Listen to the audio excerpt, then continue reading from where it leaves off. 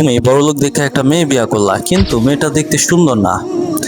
মনে করো তোমার লাইফে কয়েক মাস সবকিছু ভালোই যাইতেছে, কিন্তু হঠাৎ ওই মেয়ের ফ্যামিলির লোকেরা অনেক গরিব হয়ে গেছে।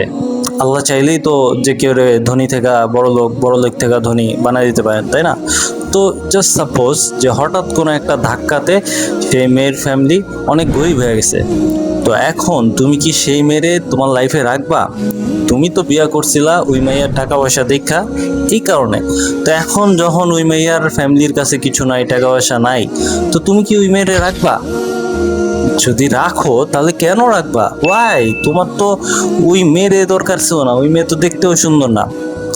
ওই মেয়ের টাকা পয়সা ছিল, এই জন্যই তো তুমি ওরে বিয়ে করছো। তো এখন যখন ওই মেয়ের টাকা পয়সা নাই, তো তুমি ওরে কি লেগে রাখবা তোমার লাইফে? আচ্ছা, সিচুয়েশনটা একটু চেঞ্জ করি। মনে করো ওই মেয়ে বড় লোক, আবার ওই মেয়ে দেখতেও সুন্দর। তো এখন মনে করো যে ওই মেয়ের ফ্যামিলি কয়েক মাস পর গরিব হয়ে গেছে, হ্যাঁ? তো এখন তুমি কি ওই মেয়ের রাখবা? তুমি চিন্তা করতে পারো যে আরে ওই মেয়ে তো সুন্দর আছে, ঠিক আছে রাখি আমার লাইফ পার্টনার হিসেবে, ওকে। কিন্তু রান্নাঘরে কাজ করার সময় ওই মেয়েটা কোনোভাবে অ্যাক্সিডেন্ট করলো, ওর চেহারা জ্বলে গেল, হ্যাঁ? তো এখন যখন ওর কাছে টাকাও নাই, ওর কাছে সৌন্দর্যতাও নাই, তবুও কি তুমি ওরে বউ হিসেবে রাখবা? কেন রাখবা? তুমি তো ওর সৌন্দর্যতা আর ওর টাকা দীক্ষাই ওরে বিয়ে করছো, তাই না? তো যেই দুইটা কারণে তুমি ওরে বিয়ে করছো, ওই দুইটা কারণ তো ওর মধ্যে এখন আর নাই। তাইলে কি লেগে ওরে রাখবা তোমার জীবনে? তুমি হয়তো চিন্তা করতে পারো যে সমাজ কি বলবো। আরে সমাজের কথা চিন্তা করে কি তুমি পুটকি মারা হয়ে যাবা?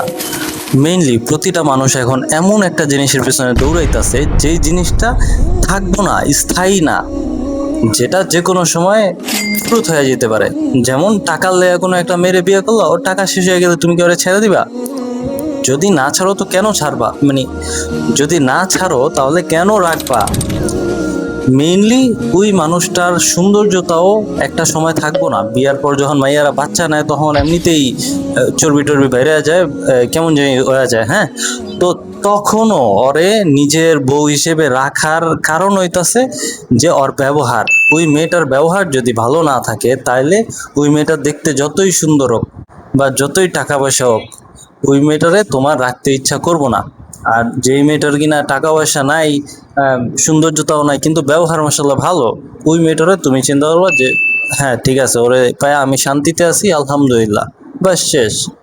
কিন্তু এই কাজটা সবাই করে না, বরং প্রতিটা মানুষ ভুল পথেই পা দিতেছে আর ভুল পথেই যাইতাছে। এই কারণেই তো ডিভোর্স এত হইতাছে, এই কারণেই তো পরকীয়া এত হইতাছে।